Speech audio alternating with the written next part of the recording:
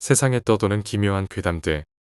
첫 번째 이야기, 친구들과 유럽 여행을 갔을 때 실제로 겪었던 실화괴담. 친구 3명과 함께 유럽으로 배낭여행을 갔습니다. 필요한 것만 챙기고 돈도 많이 챙기지 않아서 털리면 개쪽 국제미아가 되는 신세였죠. 스위스 알프스산을 전철 같은 걸로 타고 올라가 구경도 하고 큼지막한 소시지들도 맛보았습니다. 그렇게 스위스를 돌고 프랑스행 기차를 탔습니다. 우리나라 기차랑은 다르게 좌석이 길 양쪽으로 나 있는 것이 아니라 넓은 복도 하나에 옆에 좌석 하나가 있습니다. 좌석이 아니라 방이라고 해야겠군요. 문도 있고 방 같으니까요. 저희는 기차에 올라타 저희 방을 찾아 들어갔습니다. 근데 그 안에 웬 이쁘장한 여자분이 계시더군요. 동양계 여인이었습니다. 우리가 거기서 짐을 풀고 앉으니 그 여자분께서 Can you speak English 이러시더군요. 친구 중에 영어를 조금 할 줄 아는 애가 있어서 그 여자분이랑 뭐라 설라설라 했어요. 여자분께서는 자기가 중국계 프랑스인이라고 했습니다. 그렇게 그분과 대화를 나누고 나니 어느새 해가 어둑어둑지더군요. 저희는 프랑스에서 내려 맛있는 것을 먹는 상상을 하며 잠에 빠져들었습니다. 한참 잠을 잘 자고 있는데 갑자기 막 웅성웅성거리면서 막 시끄러운 거예요. 저는 친구들이 떠드는 줄 알고 욕하면서 눈을 떴죠. 놀라서 뒤집어질 뻔했습니다. 중국인 여자분께서 부엌칼을 가지고 제 친구 한 명을 찌르려고 하며 중국어로 막 뭐라고 하시는 거예요. 저는 뭔가 위험하다 싶어서 바로 일어나서 돌려차기로 그 여자분의 뒤통수를 날리고 재빨리 우리 방의 문을 열어 밖으로 걷어찬 뒤 안에서 걸어 잠궜습니다. 친구는 이미 허벅지에 칼을 맞아 피가 흥건하더군요. 무슨 일이냐고 물었더니 이 여자분이 저희 가방을 열어서 안에 있는 물건들을 막 꺼내 자기 가방에 밀어넣고 있었다는 것입니다. 그때 친구는 창가 쪽에 앉아 완전히 창가 쪽으로 몸을 돌려서 자려고 했었다는군요. 몸을 완전히 돌렸기 때문에 잠을 자는 줄 알고 있었던 것 같대요. 그래서 친구가 당신 지금 뭐 하냐고 영어로 물었대요. 그랬더니 그 여자분이 중국어로 막 화를 내면서 자기 뒤에 손을 집어넣더니 칼을 꺼내서 막 휘둘렀다는 거예요. 그때 마침 제가 깨어난 거죠. 나머지 자고 있는 한 명을 깨워서 짐 챙기라고 했습니다. 밖에서는 그 중국인 여자가 일어나서 그 방문의 창 사이로 우리를 쏘아보며 주먹으로 막 쳤어요. 저희는 당장 승무원 호출기를 눌러서 상황 설명을 하고 여자를 잡아서 프랑스에 도착해 경찰에게 넘겼습니다. 경찰한테 조사받을 때도 그 여자는 끝까지 아니라고 잡았대더군요. 제 친구는 칼까지 맞아서 피를 흘리고 있는데도 말이죠. 프랑스 경찰이 그러던데 한국인 배낭여행객들을 습격하는 사람들이 꽤 많다고 하더군요. 배낭여행객들이 어리숙하고 또 한국 물건들이 좋기 때문에 많이 보려간대요. 저희는 재수 없어서 그 친구 치료할 때까지만 프랑스에 있다가 바로 한국으로 돌아왔습니다. 이야기를 요약하자면 프랑스행 기차에서 친구들과 함께 여행하던 중 중국계 프랑스인 여성과 마주쳤습니다. 그녀가 친구들의 짐을 훔치려 하다 걸렸고 친구 하나가 칼에 찔리는 사건이 발생했습니다. 이 사건으로 인해 친구들은 프랑스에서의 계획을 포기하고 조기에 귀국해야 했습니다. 두 번째 이야기, 20년 전 친구가 겪었던 실화. 제가 고등학교 2학년 그러니까 2001년인가 그쯤이겠네요. 고등학교 때 4명이서 같이 몰려다니곤 했었는데 한창 그림을 그리는 시간이더랬죠. 저는 일반계 고등학교가 아닌 예술고등학교를 나왔거든요. 실기실과 수업받는 곳은 건물이 달랐기 때문에 실기실이 있는 건물 쪽으로 이동을 하면서 그 친한 4명의 무리 중 한 명과 단둘이 걸어가면서 이야기하고 있었어요. 그때 왜 무서운 이야기를 하게 되었는진 모르겠지만 실기 시간이 저녁에 시작했기 때문에 어두워진 밖에 있다 보니 그런 걸지도.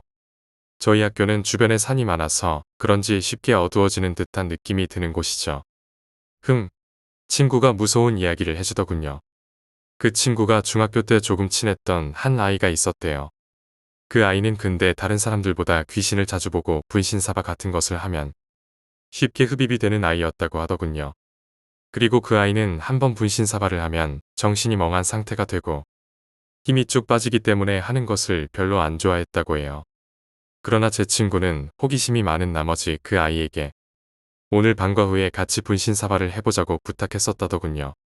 처음엔 그 아이는 거절했지만 제 친구가 하도 졸라서 결국은 하게 되었습니다. 수업이 다 끝나고 아무도 없는 텅 빈 교실에 둘이 남게 되었대요. 둘이 빨간 펜을 사이에 두고 한 손씩 붙잡은 상태로 제 친구가 그 아이는 귀신을 불렀다더군요. 신기하게도 자기 의지가 아닌데 친구 말로는 정말 움직였다고 하네요. 여러 가지를 귀신에게 물어보고 마지막으로 제 친구는 귀신에게 물었습니다. 이 교실에 지금 귀신이 몇 명 있나요? 종이 위에 48이라는 숫자가 쓰여지더랍니다. 제 친구는 그런가 보다라고 생각하고 그 아이와 같이 학교에서 나왔대요. 근데 제 친구가 집으로 가면서 가만히 생각해보다가 갑자기 소름이 쫙 끼치더래요. 그 교실의 인원은 50명, 책걸상 50개. 제 친구와 그 아이를 제외한 책걸상 공간에. 세 번째 이야기, 대추나무의 저주. 아버지께서 들려주신 이야기입니다. 고향에 내려가면 저희 집과 담을 공유하는 옆집이 있습니다. 각각 담이 있는 게 아니고 두 집 사이에 담이 하나밖에 없는 거죠. 이야기는 옆집에서 일어난 일입니다. 아버지께서 어렸을 때 옆집 마당에 대추나무가 한 그루가 있었다고 합니다. 대추나무가 참 커서 보기도 좋고 대추도 많이 열려서 아버지네도 많이 따먹고 그러셨다는데 정작 옆집 딸이 밤에 대추나무가 창호지 문에 비치는 모습이 꼭 사람이 손 흔드는 것 같아서 무섭다며 저것 좀 베어버리자고 했답니다. 옆집 부모님께선 별걸 다 신경 쓴다며 반대하셨지만 딸이 계속 울면서 이야기하자 결국 대추나무를 베어버렸다고 합니다. 그리고 나서 얼마 후 옆집 소가 병들어 죽었습니다. 그리고 부모님도 갑자기 병원으로 돌아가시고 새남매였는데 큰 오빠는 대들보에 목매달아 죽고 막내 동생은 실수로 집에 있던 농약을 마셔 죽었다고 합니다. 이제 딸밖에 남지 않았고 갑자기 온 식구가 급사를 맞으니 동네에서도 무슨 일인가 싶어 먹을 것도 가져다 주고 이을 것도 가져다가 주고 해서 근근히 살았다고 합니다. 그런데 어느 날 동네 아주머니 한 분께서 부침개를 해서 가져다가 준다고 집에 갔는데 아무리 불러도 대답이 없더랍니다. 그래서 이분이 혹시 얘도 무슨 일 생긴 거 아냐? 라는 생각이 퍼뜩 들어서 마당으로 뛰어 들어갔답니다. 이상하게도 집 안이 조용하더랍니다. 소름이 돋을 정도로. 그래서 얘가 어느 갔나 싶어 방문을 열어봤는데 방이 너무나도 깔끔하게 정리되어 있었다고 합니다. 처음에는 여자의 방이라서 깨끗하구나 싶었는데 갑자기 불길한 느낌이 들더랍니다. 사람이 죽기 전에 주변을 정리하는 게 생각나신 거죠. 아주머니께서 급히 이장댁에 가서 방송을 했다고 합니다. 여자애를 보신 분은 빨리 연락해달라고 말이죠. 이윽고 동네는 발칵 뒤집히고 밤이 늦도록 여자애를 본 사람이 없어서 동네 사람 모두가 흩어져서 여자애를 찾으러 다니셨다고 합니다. 동네 주변, 논, 밭, 인근 야산 등등 갈 만한 곳은 다 찾아보았지만 여자애를 본 사람은 아무도 없었습니다. 다음 날까지 동네 사람들은 여자애를 찾았는데 동네에는 곡교천이란 냇물이 있습니다. 지금은 공사를 해서 직하라천이 되었지만 당시에는 지금처럼 넓고 깊지 않았다고 합니다. 누군가 곡교천 근처에서 여자애의 신발을 찾았답니다. 그래서 동네 사람들은 곡교천으로 가서 지금에 비해 그리 깊지 않고 물살이 빠르진 않다고 하더라도 당시엔 근처에서 가장 큰 냇가였기에 강 양쪽 끝까지 스크럼을 짜서 여자애를 찾으려 했답니다. 신발이 있던 곳부터 해서 아래쪽으로 훑어 나가는데 한참 가다가 갑자기 가운데 있던 사람이 어이쿠하면서 주저앉더랍니다. 스크럼을 짰으니 다 같이 넘어질 뻔해서 사람들이 화를 내며 왜 그러냐고 조심하라고 소리쳤는데 갑자기 그 사람이 덜덜 떨면서 내 아래 있어. 내가 밟았어. 시체를 건져보니 하루밖에 안 되었는데 물고기들이 뜯어먹었는지 피부가 너덜너덜하고 눈도 파여서 덜렁덜렁하니 늘어져 있었다고 합니다. 아버지께선 시체를 보고 며칠 동안 밥도 못 드시고 계속 토하셨답니다. 시체를 밟은 사람은 더 했지 않을까 합니다. 여하튼 딸까지 죽어서 동네 사람들은 그게 대추나무의 저주라고 이야기하곤 했답니다. 네 번째 이야기, 저승사자를 만났다. 이 이야기는 제가 10살 때 있었던 실화입니다. 저의 외가댁은 외삼촌이 5명 어머니 한 분까지 육남매입니다. 그분 중 셋째 외삼촌과 관련된 이야기를 하려고 합니다. 셋째 외삼촌은 자주 뵙지는 못했지만 어머니를 통해서 어릴 적부터 어른이 될 때까지 어떻게 지냈는지를 들을 수 있었습니다. 삼촌은 체격도 건장하고 운동도 잘하는 체질이었습니다. 결혼을 하여 슬하에 3남매를 두셨습니다. 그러던 어느 날 하시던 사업이 안 되고 가정의 불화로 인하여 안 좋은 선택을 하셨습니다. 농약을 드신 거죠. 집 마당에 쓰러져 있던 삼촌을 가족분들이 발견하여 병원으로 옮겨 급히 위세척을 하여 목숨을 간신히 건질 수 있었습니다. 부모님은 병원에 가시고 저와 누나 둘은 잠을 자게 되었습니다. 저는 아주 무서운 꿈을 꾸게 됩니다. 꿈에서 외할머니 댁은 3개의 방이 있었는데 한 방은 외할머니 방, 한 방은 손님 방이었습니다. 외할아버지가 일찍 돌아가셔서 외할아버지가 사용하셨던 방은 창고로 사용하였고요. 꿈의 밖은 깜깜한 밤이었고 저와 셋째 외삼촌은 아버지와 같이 나란히 누워서 잠을 자고 있었습니다. 어린 맘에 외삼촌이 많이 좋아지셔서 외가 댁에 오셨구나 하고 생각했습니다. 그런데 갑자기 방문이 기익 열리더니 검은 도포에 삿갓을 쓴 남자가 들어와 외삼촌 옆에 서서 삼촌 손목을 잡아 끌고 가려는 신용을 하는데 저는 가위에 눌린 것처럼 위에서 엄청난 압박에 몸을 전혀 움직이지 못하였습니다. 어린 맘에도 그것이 너무 불길하여 외삼촌을 해야 하는 것 같아서 어떻게든 그 짓누르는 힘을 뿌리치려고 발버둥 쳤습니다. 제 옆에 주무시는 아버지를 불러도 보았지만 꿈쩍도 안 하셨습니다. 하지만 결국 발버둥에 일어날 수 있었습니다. 일어나자마자 저는 그 검은 도포를 입고 있는 남자의 소매를 잡고 늘어졌습니다. 그 순간 누군가 제 뒷덜미를 낚아채어서 뒤로 나뒹 굴러졌는데 그 순간 그 검정 도포 남자의 얼굴을 마주하게 되었네요. 그 순간의 오싹함이라 지금도 간혹 생각납니다. 입은 양옆 귀까지 찢어져 있고 눈은 검게 그을리고 삿갓을 눌러 쓴 그것은 틀림없이 저승사자였습니다. 그 당시 어려서 몰랐지만 지금 생각하면 저승사자라는 걸 알게 되었습니다. 제 뒷덜미를 잡아 끌었던 분은 바로 셋째 외삼촌이셨습니다. 저는 뒤로 나뒹그러지고 삼촌은 그 저승사자와 문 밖으로 나가는 것을 보고 꿈에서 깨어났습니다. 깨어난 후 저는 엉엉 울었습니다. 너무나 무섭고 충격을 많이 받았던 것 같습니다. 그동안 귀신을 본 적도 없고 가위를 눌려본 적도 없는데 그런 꿈을 꾸었으니 그 당시 기억으로는 거의 한 달 동안 부모님과 같이 잤던 걸로 기억합니다. 그 꿈을 꾸고 정확히 3일 뒤 저의 셋째 외삼촌 자살을 결심하여 입원하고 위기를 넘기신 줄 알았던 삼촌이 돌아가셨다는 소식을 듣게 되었습니다. 제가 꾼 꿈과 연관이 있는 걸까요? 삼촌이 만약 저를 밀어내지 않으셔서 꿈에 같이 따라갔다면 저는 어떻게 되었을까요? 5번째 이야기, 무덤. 마사오는 언제나 싱글벙글이었다. 조금 머리가 모자른 구석도 있었다. 그렇기 때문에 언제나 괴롭힘을 당했다. 개 중에서 특별히 골목대장인 타로는 마사오를 장난감처럼 가지고 놀았다. 가끔씩 지나치지 않고 감싸주는 사람들도 있었지만 마사오는 얻어맞아서 피멍이 든 얼굴로 싱글벙글 웃을 뿐이었다. 어느 여름밤 아이들을 모아놓고는 타로가 마사오에게 말했다. 어제 죽은 야마다 할아버지를 파내어 시체를 여기까지 가지고 와. 그럼 더 이상 널 괴롭히지 않을게. 그러자 마사오는 말했다. 봐줘. 나 무서운 거 못 봐. 하지만 타로가 말하길. 시끄러워. 오늘 저녁 먹었으면 산 입구에 모여. 마사오, 도망치지 마라. 타로에겐 생각이 있었다. 먼저 가서 자신이 야마다 할아버지 무덤에 들어가 시체인 척한다. 아무것도 모르는 마사오가 자신을 업을 것이다. 그때 귀신 흉내를 내서 겁을 줄 생각이다. 그리고 산에서 나오면 모두 다 같이 비웃어주는 것이다. 해가 저무는 산 입구. 악동들이 모였다. 마사오도 있었다. 평소처럼 싱글벙글 웃고 있었지만 분명히 떨고 있었다. 그리고 모두 재촉해서 마사오가 혼자 산에 들어가자 타로도 서둘러 산속으로 들어갔다. 어두컴컴한 산속 불빛은 손에 든 촛불 하나뿐. 마사오는 산에서 들리는 소리에 어깨를 움츠리며 종종 걸음으로 걸어가 최근에 파헤쳐진 것 같은 봉분 앞에 도착했다. 야마다 할아버지 무덤이다. 진짜 미안하지만 오늘 밤만 나에게 엎혀줘.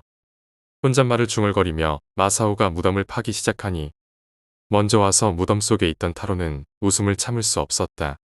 마사오 녀석 완전히 겁먹었잖아. 겨우 무덤을 다 파헤쳤을 때 촛불은 이미 꺼졌고 먹물처럼 어둠이 스며든다. 할아버지, 나 무서워서 견딜 수 없으니까 이제부터 마을까지 달릴게.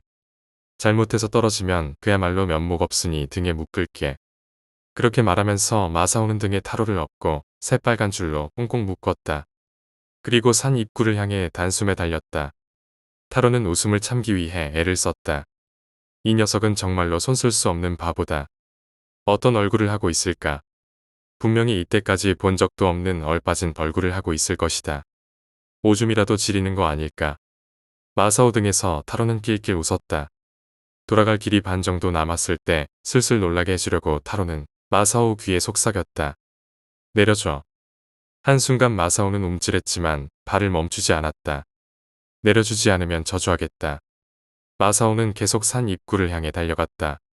타로는 위험하다고 생각했다. 이대로 마을까지 돌아가면 마사오를 비웃으려고 무덤을 어지럽힌 게 어른들에게 들킬 것이다. 내려주지 않으면 귀를 잡아 뜯겠다. 타로도 필사적이었다. 곧 있으면 마을에 도착한다. 이대로 마사오를 보낼 수는 없다. 타로가 귀에서 위협하는데도 마사오는 계속 달렸다. 얼굴이 눈물과 콧물로 범벅이가 된 채로 할아버지 봐줘, 제발 봐줘. 그렇게 소리치면서 달려갔다. 마침내 타로는 마사오의 귀는 뿌리끝부터 깨물었다. 부직하고 날카로운 소리가 났다. 그때 마사오는 발을 뚝 멈추었다. 그리고 중얼거렸다. 그 목소리는 묘하게 차가웠다. 내가 이렇게 부탁해도 안 된다는 거냐?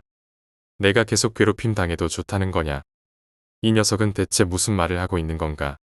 그렇다면 이제 애원하지 않겠어. 억지로라도 입을 다물게 해주겠어. 그렇게 말하며 마사오는 품에서 커다란 식칼을 꺼냈다. 타로는 간담이 서늘해졌다. 황급히 마사오 등에서 뛰어내리려고 했지만 줄로 묶여 있어서 몸은 꿈쩍도 하지 않는다. 마사오는 자기 등을 향해 식칼을 휘두르려고 했다. 타로가 소리쳤다. 기다려, 마사오. 이 녀석은 역시 멍청이다. 죽은 자를 찌르려고 하고 있어. 자칫 잘못하다간 죽을 뻔했다. 그러나 마사오는 말했다. 조용하고 차가운 목소리로. 그런 거 처음부터 알고 있었어. 6번째 이야기, 가스실. 어떤 귀신 얘기보다 무서운 현실의 공포 얘기입니다. 뭐가 공포냐고 하실 수 있지만 당한 분 입장에선 어떤 것보다 공포였을 겁니다.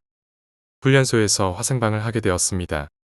전 불안했지만 남들 다 하는데 빠져나갈 방법은 없고 말할 분위기도 아니고 해봐야 믿어주지도 않을 거라 그냥 받기로 했습니다. 공포스런 기다림이 지나고 저희 조가 화생방실로 들어갔어요. 들어갈 땐 그나마 방독면 쓰게 하고 들여보내더니 방독면을 벗으란 명령이 있었어요. 방독면을 벗자 바로 숨이 막혀 오더군요. 전 금방 패닉에 빠져 그저 살아야 한다는 본능밖엔 없었고 탈출구를 향해 뛰었습니다. 예상을 한 듯 조교 한 명이 문을 막고 서 계셨어요. 자긴 방독면 쓰고 여유롭게 나가려는 절 붙잡고 제지했습니다. 그 순간 전 조교님의 두 어깨에 살포시 손을 올리곤 힘차게 니킥을 날렸습니다. 그분의 소중한 소중이에게 말이죠.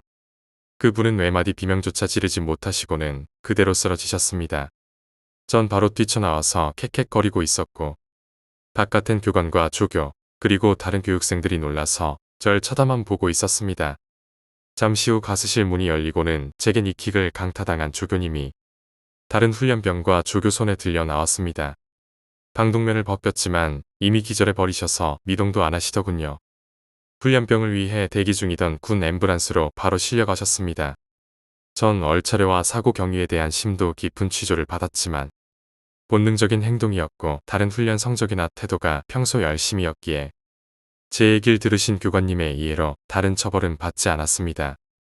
그분은 병원에서 치료를 받으시고 귀대하셔서도 저희 훈련 동안은 더 이상 조교 생활을 하시지 못하고 내무반에서 지내셨습니다. 전 너무 죄송해서 그분을 만날까봐 피해 다녀야 했지요. 지금도 식당으로 밥을 먹으러 가시려고 다리를 한껏 벌리시고 머그적거리며 천천히 걸어가시던 그분의 뒷모습이 눈에 아른합니다. 전 그 뒤로 오랫동안 죄책감에 시달렸어요. 남의 집 귀한 데를 내 손으로 끌어놓은 게 아닌가 하고요. 지금도 궁금합니다. 성능엔 이상이 없으신지, 제 손으로 또 다른 심형을 만든 거라면 그 큰 죄를 어찌 갚아야 할지. 그때 그분 나이면 거의 새삥이셨을 건데 어쩜 한 번도 써보신 적 없는 신품이셨을지도 몰라요. 꼭 예쁜 아가들도 낳으시고 그쪽으로 문제 없으셨으면 합니다. 조교님, 지금 잘하고 계시죠? 7번째 이야기, 화장실 괴담. 제가 일하는 곳은 손님을 받아서 서비스하는 곳입니다. 실내의 화장실, 샤워 시설 등등 다 갖춰진 곳이에요. 고급 휴게소라고 하면 되겠네요. 오늘도 출근했는데 같이 일하시는 이모님께 이상한 얘기를 들었네요. 이틀 전에 이모님이 이상한 일을 겪어서 너무 무서워서 도저히 화장실 정리를 못하겠다고 하시네요. 사연을 물어봤습니다. 아침 5시 10분. 제가 출근하는 시간입니다. 손님은 6시 30분에 입장하기 때문에 그 전까진 아무도 없는 적막한 곳이에요. 제가 먼저 출근을 하고 오픈 준비를 하러 잠깐 1층에 내려갔습니다. 다시 올라오려면 30분이 걸려요. 그 사이 5시 20분쯤 이모님이 출근하시죠.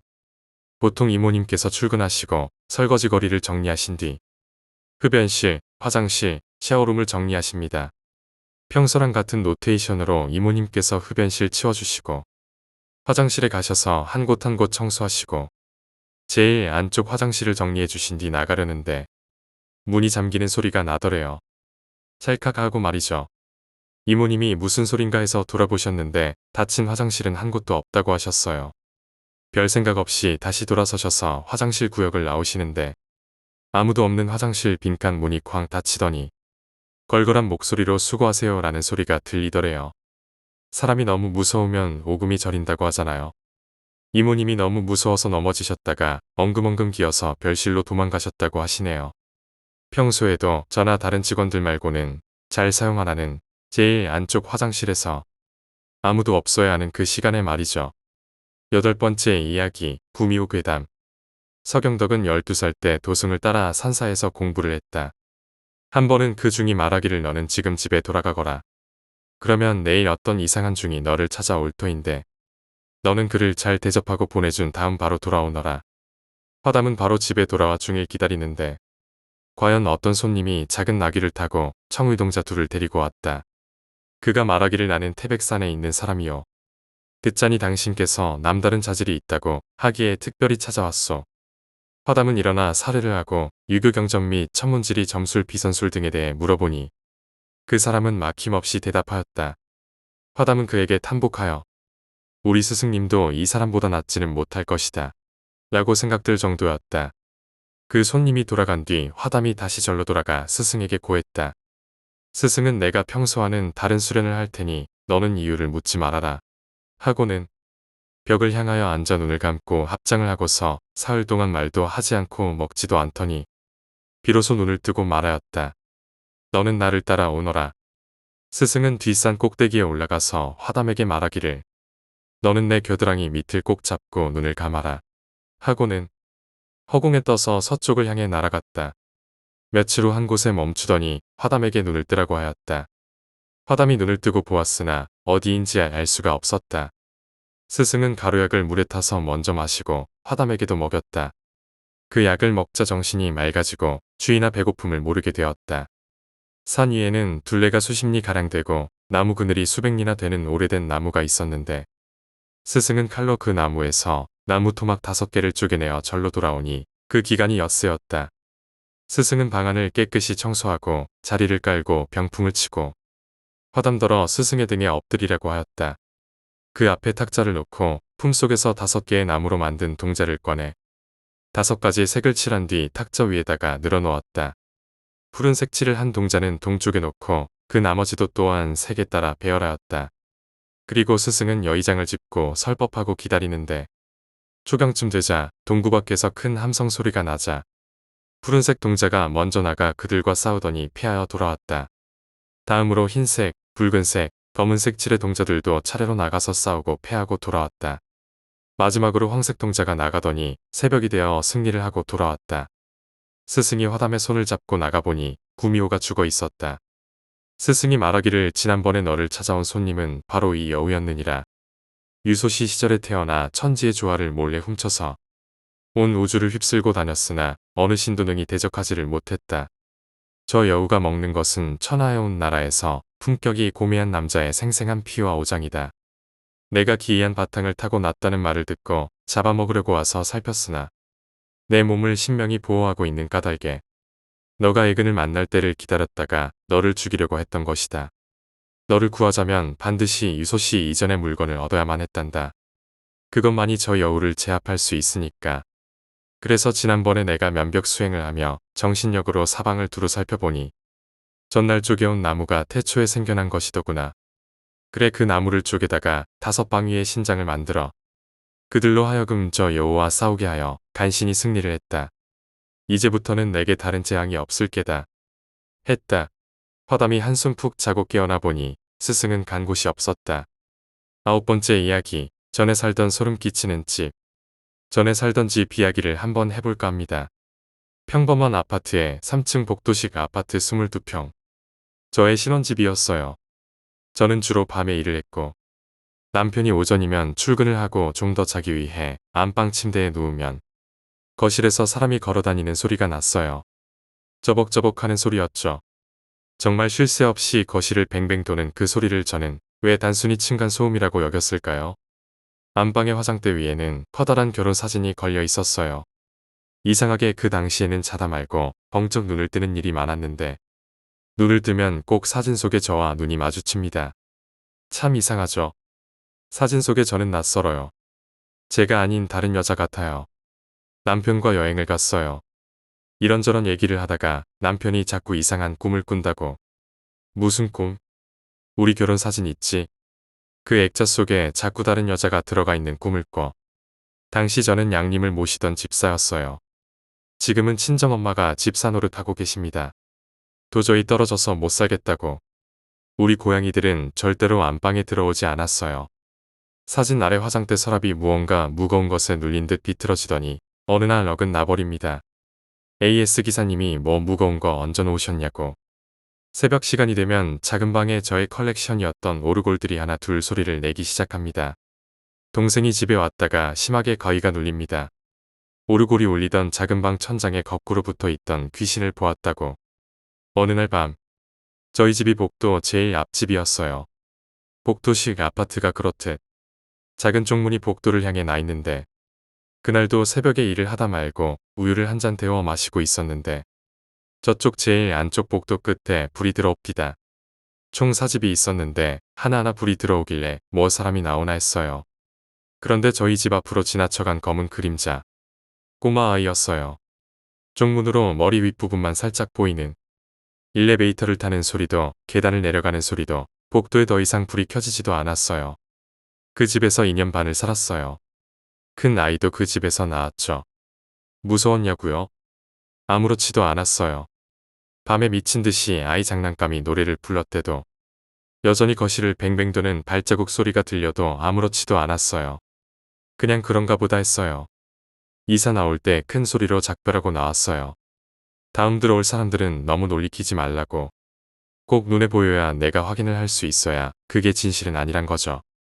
내가 진실이 아니라고 믿는다 해서 다른 이에게도 진실이 아니어야 할 필요는 없잖아요. 제 사촌 동생은 내림을 받은 아이인데 그 아이가 그래요. 난 내가 정신병이라는 걸 절대 배제하고 살지 않아. 내 눈에 보이는 이것들이 실제 하는지 보이면서도 의문이야. 10번째 이야기, 소귀신. 내 시골은 치바현 하스누마촌 99리 한가운데다. 오늘 밤 도착하는 어머니 때문에 할아버지와 뒷산에서 산나무를 캐기로 했다. 아이용 가방에 요괴퇴치용 방울을 할아버지가 달아준다. 그건 딸랑딸랑보다 띵하는 좋은 소리가 나는 방울이라서 평소에는 할아버지가 가지고 있는 자물쇠에 달려있는 것이었다.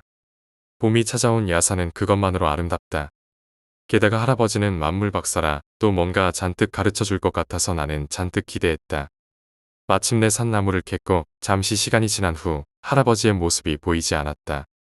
내가 있는 곳은 조금 트인 길로 되어 있으나 주위는 나무로 둘러싸여 그 너머의 상태는 알 수 없다. 뒷산에는 몇 번이나 온 적이 있지만 이곳은 익숙하지가 않다. 그래도 괜찮다. 거기서 움직이지 않고 호루라기를 불면 반드시 누군가가 올 것이다. 나는 목에 걸린 호루라기를 입에 대었다. 그때였다. 소 비슷한 커다랗고 새카만 것이 갑자기 나타났다. 나와 거리는 10m도 채 안 된다. 분명히 투우용 소도 그 녀석 앞에서는 송아지가 되어버릴 것이다. 먹 같은 몸, 검은 빛이 나는 두 개의 조금 안으로 구부러진 뿔과 붉은 눈. 그리고 하얀 입김을 토해내는 입. 그 입 근처에서 소나무 아래 흔히 있는 어금니가 아닌 맹수의 누렇고 날카로운 이빨이 튀어나와 있었다. 그 녀석이 노려보고 있는 건 나였다. 무섭고 공격적인 살기가 나에게 향한다. 움직일 수 없다. 호루라기는 손에서 떨어졌다. 그 녀석이 머리를 치켜들고 앞발로 땅을 걷어찬다. 머릿속에 심장이 폭발할 것 같아서 무심코 반걸음 물러났을 때 방울이 울렸다. 그러자 왠지 녀석이 땅을 걷어차는 걸 멈추었다. 나는 최대한 가방을 내려서 달린 방울을 한 번 더 울렸다. 녀석이 물끄러미 이쪽을 바라본다. 여운이 사라질 때 다시 한번 울렸다. 몇 번이고 울리는 사이에 녀석의 공격적인 태도가 잠잠해졌다. 그 증거로 입 근처에 새한 입김이 점점 사라져간다. 나는 필사적이었다. 빨리 이 녀석이 사라졌으면 해서 계속 방울을 흔들었다. 얼마나 방울을 울렸을까. 그 녀석의 눈이 감겼다. 팔이 점점 아파올 무렵 겨우 녀석은 눈을 감았다. 이상하게도 녀석이 인간처럼 꾸벅거릴 때 그 녀석의 몸이 점점 가라앉았다. 이미 팔은 무거웠지만 나는 이를 악물고 방울을 울렸다. 겨우 녀석의 뿔이 땅속으로 가라앉을 듯 사라졌지만 바로 멈추면 녀석이 또 나타날 것 같다. 그것이 무서워서 계속 방울을 울렸다. 그로부터 잠시 후 뒤에서 할아버지가 날 불렀다. 할아버지가 하느님처럼 보였다. 달려오는 나의 손을 할아버지는 꽉 붙잡고 단지 돌아가자고 말했다. 한마디도 하지 않고 돌아온 우리에게 집 앞에 밭을 매던 할머니도 심상치 않은 분위기를 느끼고 불안한 얼굴로 밭일을 멈추었다. 손만 씻고 할아버지에게 부춤하러 갔다. 할머니도 뒤따라왔다. 무슨 일이니? 정주하고 있는 할아버지 앞에서 나는 아까 있었던 일을 이야기했다. 할머니는 도중에 자그만 목소리로 연부를 외고 꼭 내 몸을 안아주었다. 할아버지, 그거 뭐예요? 할아버지는 잠시 생각한 후 이렇게 대답했다. 분명히 그건 아주 오래전부터 말해지는 소귀신이라는 괴물이 틀림없어. 소귀신이라는 건 거대하고 새카만 소 같은 괴물로 그것과 마주친 사람은 거의 대부분 불에 찔려서 죽고 엉망진창이 된 시체가 높은 나무 위에 걸리거나 깊은 늪에 던져진다고 한다. 소귀신은 말이지 언제 산에서 나올지 아무도 모른단다. 오늘은 내가 살아났지만 다음번에는 어떨지 몰라. 그러니 너는 나중에 바다나 산에 갈 때 반드시 부적을 가지고 다녀라. 알겠니? 이후 녀석과 만난 적은 없다. 그래도 등 뒤에서 할머니의 방울이 울릴 때 그때의 일이 떠오른다. 지금도 녀석은 어떤 산에서 나타나고 있는 걸까?